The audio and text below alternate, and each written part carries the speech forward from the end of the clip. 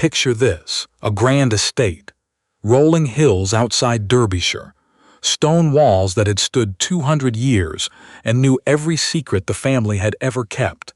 And in the entrance hall on a Thursday morning in October, a young woman carrying a carpetbag and wearing a gray dress 2 sizes too large for her frame, giving her name to the housekeeper as Margaret Finch, lady's maid, recently arrived from Leeds. Her real name was Sophia Alderton, and this was her father's house. She had been gone 3 years, long enough for the staff to turn over, long enough for the solicitors to stop writing, long enough for her cousin, Lord Bertram Alderton, to settle himself into Alderton Hall as though he had been born to it, which he had not been, which everyone in the county knew, and which no one had found a legal way to dispute. Not yet. Sophia set down her carpetbag on the stone floor and looked at the housekeeper, a woman named Mrs. Pratt, stout and brisk and entirely new since Sophia's time. She did not recognize her. More importantly, Mrs. Pratt did not recognize Sophia. "Reference letter," Mrs. Pratt said. Sophia produced it. Mr. Gilmore, her father's old solicitor, had written it with a care that had made her throat tight when she read it. Every word true, every word just careful enough. "You'll do the ladies' rooms," Mrs. Pratt said. "Lord Alderton's wife arrived from London last week. She has particular requirements." "Of course," Sophia said. "I'm very good at particular requirements." This was true. She had been managing the requirements of Alderton Hall since she was 15 years old, when her mother died and her father looked at her across the breakfast table and said, quietly, that he expected she would need to learn how things worked. She had learned. She had learned all of it. Every room, every tenant, every leaking roof and stubborn gatepost, and the precise order in which the kitchen garden needed to be harvested if you wanted anything left by September. What she had not learned was how to stop her cousin from producing a will on the morning of her father's funeral that no one had seen before, and that left everything, to him. She had been 22. She had been in grief. She had been entirely unprepared for the specific coldness of a man who had sat at her father's table for 15 years, eaten his food, borrowed his money, and smiled at both of them with perfect warmth while waiting for his moment. Mr. Gilmore had tried. He had questioned the will's provenance, had written letters, had spoken to 2 different barristers. The law, he told her finally, was not going to move quickly enough, or at all, without something more concrete, without proof that the will was fraudulent, without something only the house itself might contain. So Sophia had waited. She had worked. She had learned things she had never needed to know before. And then, 3 years later, on a cold Tuesday in September, she had written to Mr. Gilmore and told him she was ready. She had not told him her plan. She did not think he would have approved. The rooms assigned to Lady Alderton were in the east wing. Sophia knew them well. She carried the carpetbag up the back stairs, past the 3rd-floor landing where the floorboards still creaked in exactly the same place it always had, and thought that some things at least did not change. Lady Alderton was 26 perhaps, fair-haired, restless, pretty in the way of a woman who had spent considerable effort on it. She was standing at the window when Sophia entered, looking out at the parkland with an expression that was either boredom or dissatisfaction, and which Sophia recognized after a moment as both. "You're the new maid," she said without turning. "Yes, my lady. My last girl left without notice." A pause. "Everyone seems to leave without notice here. I can't say I blame them. It's extremely dull." Sophia said nothing. It was her first lesson, 3 years ago in the employment of another household. That silence was a skill. That the most useful thing a person in a position of service could do was to listen and to appear to listen to nothing. "Do you find it dull?" Lady Alderton asked, turning now, looking at her with the frank curiosity of a woman who was bored enough to be genuinely interested in anyone new. "I find most places interesting if you know what to look for," Sophia said. Something shifted in Lady Alderton's expression. Not suspicion, closer to recognition. "What's your name?" "Finch, my lady." "Well, Finch," Lady Alderton said, "you may be the most interesting thing that's happened to me since we arrived." She turned back to the window, which is not saying very much. Lord Bertram Alderton was not in residence that first week.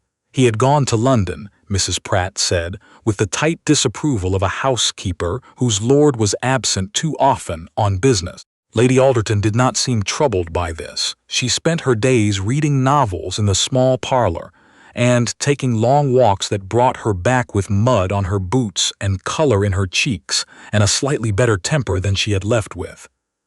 Sophia used the time carefully. She was methodical about it, the way Mr. Gilmore had taught her to be methodical. She was not looking for anything dramatic. She was looking for one specific thing. Her father had kept a record. She had known this since she was 17, when she had watched him add to it on a quiet evening in the study, writing in his small, precise hand in a ledger he kept locked in a compartment behind the false panel in the east fireplace. She had never asked him what it contained.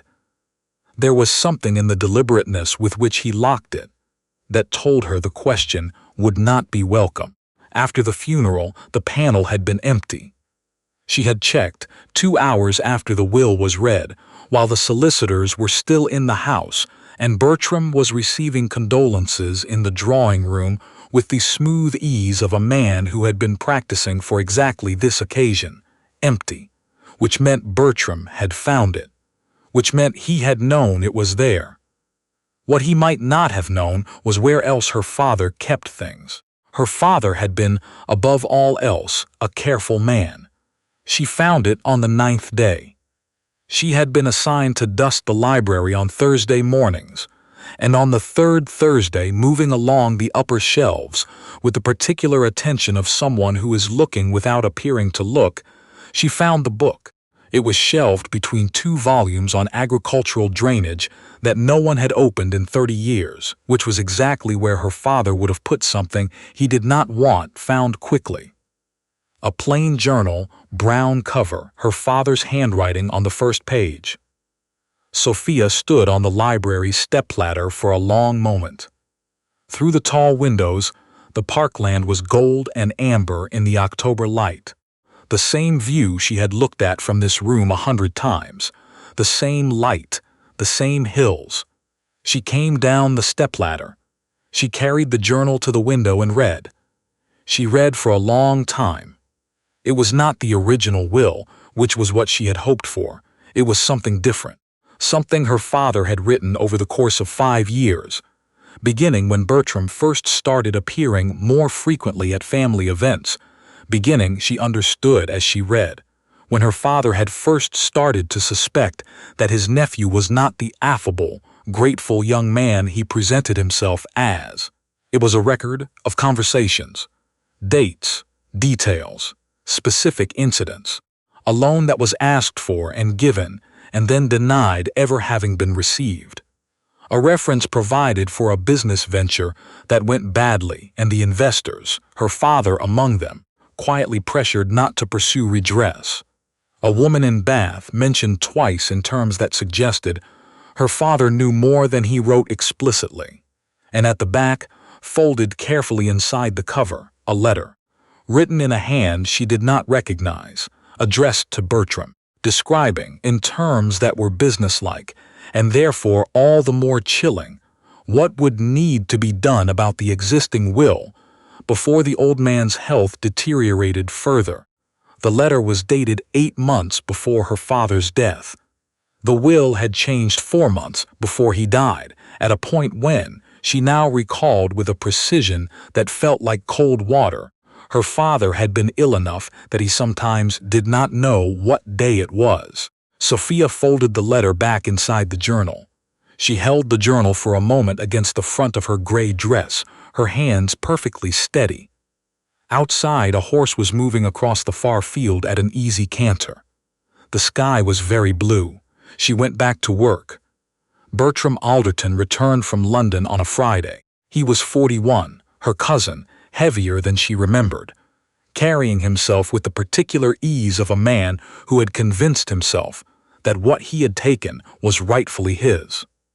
He moved through Alderton Hall with a proprietary comfort that made the back of Sophia's neck tighten whenever she saw it. He did not look at the servants, which was a habit of the genuinely privileged rather than the recently arrived, and she wondered if he had been practicing that too. He did not recognize her. This was the thing she had feared most, and it did not happen.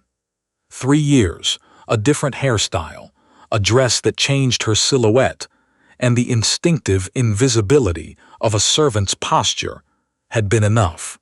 She was beneath his notice. She always had been. She understood now. He had charmed her father.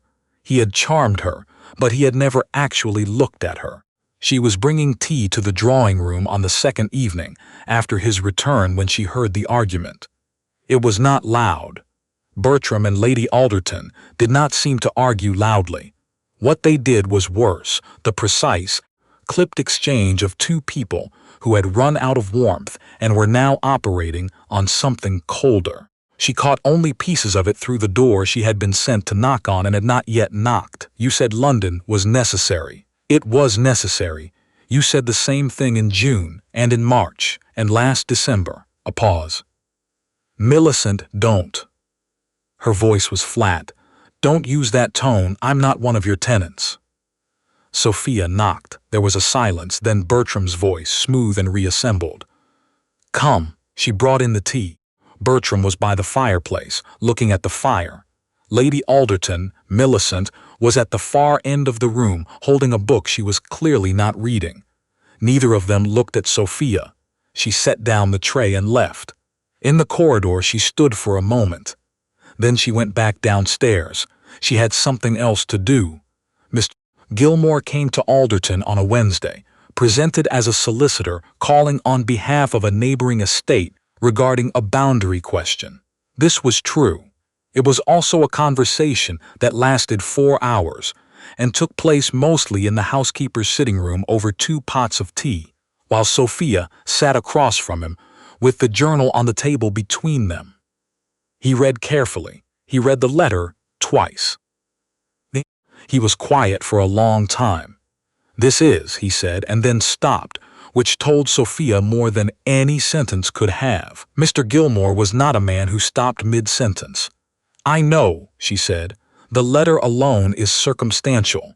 The journal is your father's, and his account of events is clearly partisan. A good barrister could argue. I know what a good barrister could argue, Sophia said. But taken together and combined with the medical records from the months before the will was changed, and the testimony of Dr. Ferris, who told me privately 2 years ago that he had serious concerns about my father's capacity at that time. You spoke to Ferris 2 years ago. He was not willing to come forward without more. I think he may be willing now. Mr. Gilmore looked at her over his spectacles. He had known her since she was 4 years old. He had known her father for 40 years before that. In his expression now there was something she recognized from the morning after the funeral, when he had come to her privately and told her he did not believe the will was legitimate, and that he would do everything in his power to help her. That same expression, steady, careful, and underneath it, something that was not quite grief, but was close to it. The look of a man who had seen too many situations resolve wrongly and was trying very hard to believe this one would not. Sophia, he said, if we bring this forward and it fails, she said, I will be in exactly the same position I am in now. I don't think that's a reason not to try. He looked at her for another long moment. Then he reached into his bag and produced his own folder of papers, considerably thicker than the one she had been expecting, and placed it on the table. I have not been idle, he said, in 3 years. It turned out he hadn't. Mr. Gilmore had been building his own case with the quiet persistence of a man who believed in doing things properly, and was prepared to wait as long as it took to do them right. He had located 2 other instances, other families, other estates where names appeared that also appeared in the documentation around her father's changed will. A pattern, not conclusive on its own. Conclusive combined with all what Sophia had found. Yeah. They sat in the housekeeper's sitting room and built the thing together, paper by paper, the way you build something that needs to hold weight. When he left, Sophia walked him to the gate herself, as a maid escorting a visitor would do, and they said their goodbyes in the language of people who have conducted a professional meeting about a boundary dispute. 2 weeks, Mr. Gilmore said. 2 weeks, Sophia agreed. She walked back up the drive alone. The elms along the east side were turning, copper and gold against the gray October sky. She had climbed one of those trees when she was 9 and broken a branch and spent a week convinced her father would find out. He had found out, of course. He always found out. He had not been angry. He had simply looked at her with that particular look he had, quiet and assessing, and said, "Next time, check the branch before you trust it." She had thought about that a lot in the past 3 years. Millicent Alderton found out who she was on a Thursday, not through anything Sophia had planned.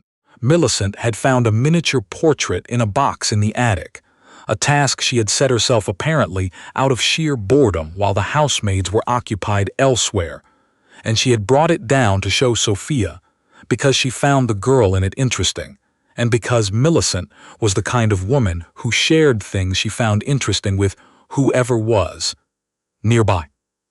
The miniature was of Sophia. Painted when she was 19, she had forgotten it existed. She was holding a tray when Millicent came in, and she looked at the miniature and she felt the very specific sensation of something that had been very carefully built, suddenly becoming much less certain. She set down the tray.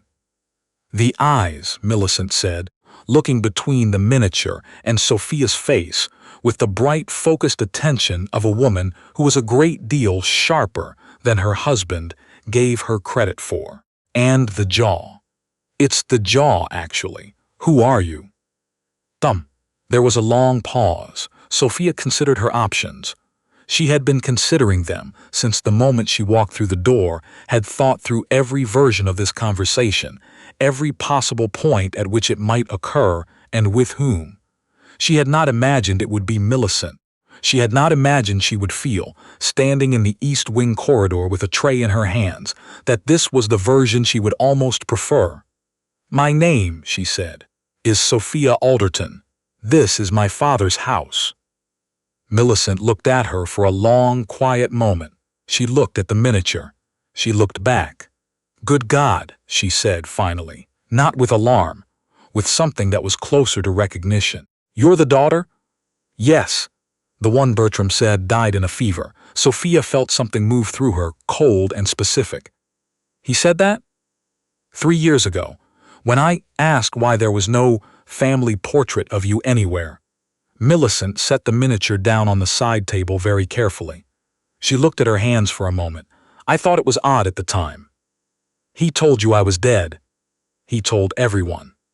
She said it quietly. "I believed him. I had no reason not to." Sophia stood in the corridor with the tray and the particular stillness of a woman who has just understood that the scope of what she is dealing with is larger than she had known. She had known Bertram would not advertise her existence. She had not known he had invented her absence. She had not thought about what that meant about the now-be-prepared propos to receive her. "Warns, are you going to tell him I'm here?" she asked.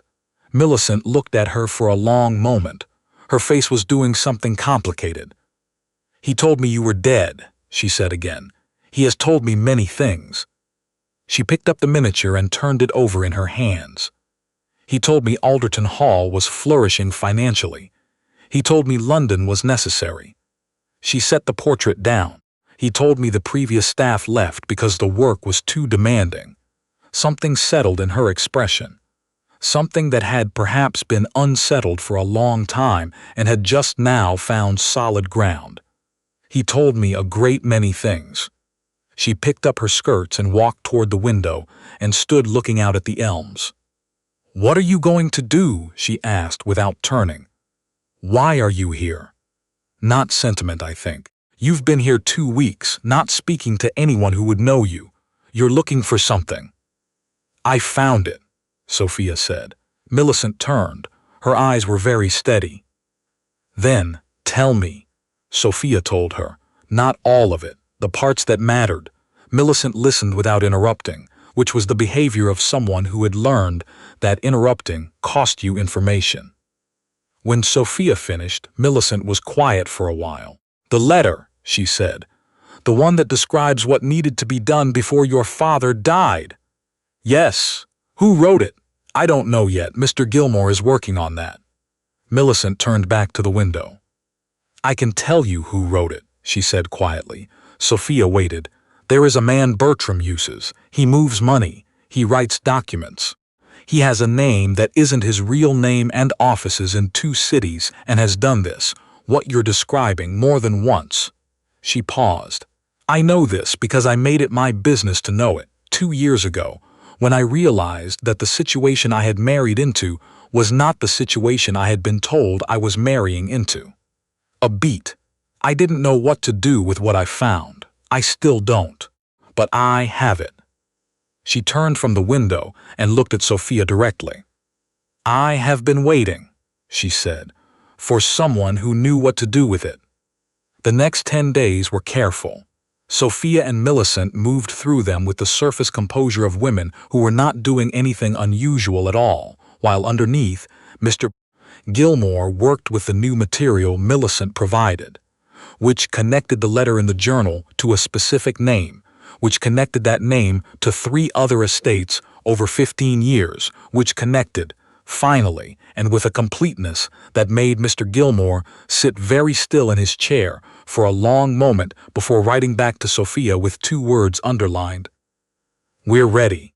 Bertram announced at dinner on a Friday that he would be holding a gathering the following week, a collection of county families, neighbors, the sort of event that established one's standing. Alderton Hall opening its doors. He said it with the ease of a man who was entirely comfortable in the house he stood in, and Sophia, serving at table in her gray dress, watched him say it and thought that it was, in its way, a gift. She went to Millicent afterward. "He's going to host," she said. Millicent looked up from her writing. "I know. Half the county will be here, people who knew my father, people who knew me." "Yes." A pause. "That does rather change the options." It did. They discussed it for 2 hours quietly in the small sitting room that had been Sophia's mother's, though neither of them named that fact. At the end of the 2 hours, Sophia sent a letter to Mr. Gilmore. Then she sat at her mother's old writing desk and looked out at the dark park and thought about what her father had told her at 9 years old. "Check the branch before you trust it." She had checked everything. She believed it would hold. The gathering was a Saturday. 40 people, candlelight, good wine, Bertram at the center of it with the practiced grace of a man who had spent years cultivating exactly this image. Lady Alderton, Millicent, at his side in a blue gown that Sophia had pressed that morning, and that suited her very well. Sophia was in the entrance hall when the guests began to arrive. A maid's position, invisible. She took wraps and gloves and names she had not heard in 3 years and handed them to the footman, and watched faces she had known all her life fail to see her. Mr. Gilmore arrived at 7:30. He had been invited, technically, as a neighboring solicitor with standing in the county, which was accurate. He came in without looking at Sophia as they had agreed, and was shown through to the drawing room. He brought with him, as he had been asked, 2 people. One was Dr. Ferris, invited as a respected local physician. The other was a barrister from London whose name Sophia did not know, and whose presence Bertram would not understand until it was too late to prepare for it. Sophia went upstairs. She changed into the dress she had kept folded at the bottom of the carpet bag for 5 weeks. It was her own dress, the deep green one she had worn to her father's 55th birthday dinner, the one that had been cleaned and kept in storage with the rest of her things that Mr. Gilmore held in trust. It fit her exactly as it always had. She dressed her own hair. She had always done it herself. She had never needed a maid for it. She came down the main staircase. It was not dramatic. The house absorbed the sound of her footsteps the way it always had. The candlelight caught the dark green of the dress and the pale of her face and the particular quality of a person who moves through a space they know entirely, who knows every turn and every shadow and every threshold.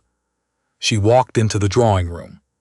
The first person who recognized her was old Miss Carver, who had been her godmother, and who looked up from her conversation and then went very still and then said, quite clearly, in the sudden silence of a woman who does not bother to moderate her voice at 78, "Good God, Sophia Alderton." The room did not go quiet all at once. It went quiet the way a fire catches, cluster by cluster, conversation, dying as it spread outward, until there was nothing but the candles and 40 people looking at her. Bertram turned. He looked at her the way a person looks at something that cannot be there. His face ran through several expressions, none of which resolved into anything he could use. "Bertram," she said. Her voice did not shake. He said her name. It was not a greeting. "I believe," Sophia said clearly, in a room where 40 people were holding their breath, "that you told people I was dead." A silence. "You are clearly unwell," he said. "Whatever you think." "Mr. Gilmore," Sophia said. Mr. Gilmore stepped forward from his position near the door. He had a folder in his hands. He had been holding it since he arrived. What followed was not short. These things never were. But it was methodical, and it was public, and Bertram's attempts to interrupt it were each met with the calm specificity of a man who had been preparing this presentation for 3 years and was not going to be hurried. Dr. Ferris spoke when called upon. The barrister spoke. Mrs.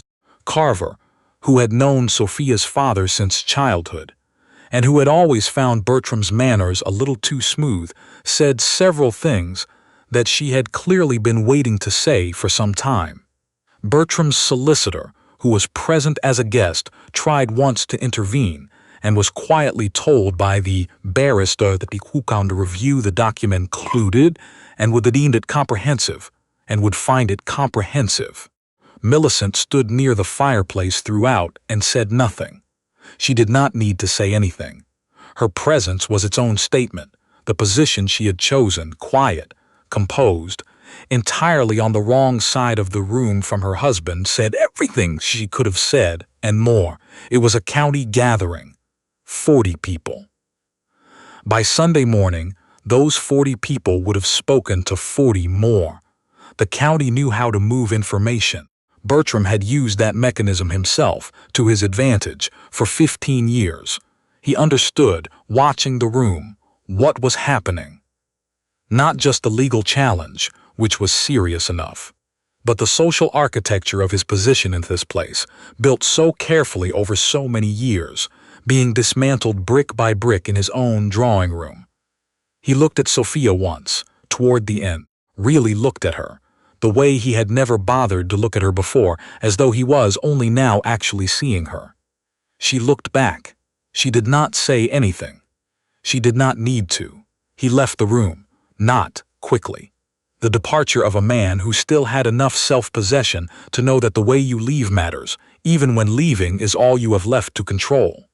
The room let out a collective breath. Old Mrs. Carver came to Sophia and took her hands and held them for a moment and said nothing. She didn't need to say anything either. It took time after that. These things always did. The legal machinery moved with the deliberate pace of something that had been set in motion carefully and did not intend to be stopped. And Bertram's solicitors, once they had reviewed the documentation, found themselves with less ground than they had expected. There were delays and counterclaims, and 2 very tense months in which Mr. Gilmore wrote to Sophia every week with updates that were cautious but consistently moving in one direction. Bertram contested it. He had to, But he was contesting something that had been built over 3 years with materials he had not known existed, and a witness he had believed was dead. And the contest, in the end, did not go well for him. The woman he had used, the man who moved money and wrote documents, proved to be a subject of considerable interest to people other than Sophia and Mr. Gilmore. The barrister from London turned out to be the kind of man who found that sort of interest professionally useful. Bertram found himself in the position of a person trying to defend one thing while several other things were simultaneously collapsing, which is a position that rarely ends well. Millicent had filed her own papers by then. She had been very quiet about it and very thorough. She had, as Sophia had come to understand, was simply her nature, been thinking several steps ahead. "Where will you go?" Sophia asked her the morning after the papers were filed. They were in the breakfast room. Outside, the November rain was doing determined things to the parkland. Mrs. Pratt had left the previous week, citing the uncertainty which Sophia thought was honest of her. Millicent considered the question the way she considered most things. "My sister is in Edinburgh. I haven't seen her in 4 years. A pause. I find I would like to see her. Will you be all right?" "Yes," said without hesitation. "I had my own money before I married him. That was the one thing I insisted on keeping clearly mine. My mother's lawyers were thorough." She smiled slightly. "I understand now why she was so insistent about that at the time." She looked out at the rain. "I'll be all right, Sophia. I'll be more than all right. I'll be somewhere else, doing something I choose." Sophia looked at the familiar line of the parkland through the wet glass and felt something she had not expected to feel, which was that she was going to miss Millicent, who had believed her and helped her, and never once suggested she should be something other than exactly what she was. "Come and see it," Sophia said, "in spring, when it looks the way it's supposed to look." Millicent looked at her. "I will," she said, and I meant it. The house came back to Sophia formally on a Tuesday, which felt right, somehow. Tuesdays had always been when things happened at Alderton Hall. Her father had held his tenants' meetings on Tuesdays. Mr. Gilmore came on Tuesdays. It was a working day, a serious day, and the papers that restored her formal position as owner and heir were signed on a Tuesday afternoon in the study with the east window, the same study where her father had kept his journal, where she had found the book that started all of it. Mr. Gilmore accepted a cup of tea and looked around the study with the expression of a man whose work has arrived at its proper conclusion. "Your father," he said, "would be extremely satisfied. He would say it was only what was due," Sophia said. He would also be satisfied. He finished his tea. "The East Tenant cottages need attention. Bertram, let them go. I know. I've already spoken to the carpenter in the village." He looked at her, over his spectacles with the expression she had come to understand, meant he was suppressing something that was not quite a smile. "I'll come again next month," he said, "about the drainage question near the north field." "Tuesday," she said. "Tuesday," he agreed. She walked him to the door herself. The November afternoon was cold and bright, the kind of day that made everything look sharp and newly edged. The elm trees along the east drive had dropped most of their leaves, but the branches held their shape against the sky, and she could see already, in the structure of them, what they would look like in spring. She stood at the door and watched Mr. Gilmore's carriage go down the drive and thought about the past 3 years, about the household she had worked in, the things she had learned that she had not expected to learn, the particular and irreversible education of a person who has had to become someone different in order to become themselves.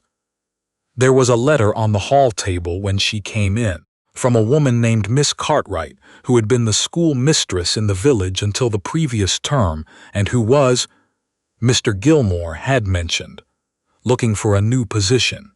Sophia picked it up. She had been thinking, in the last few weeks, about the house, about what she wanted it to be, about what her father had intended for it, and what she intended for it, and where those two things overlapped and where they diverged, about the tenant families and their children and the village school that was apparently in need of support.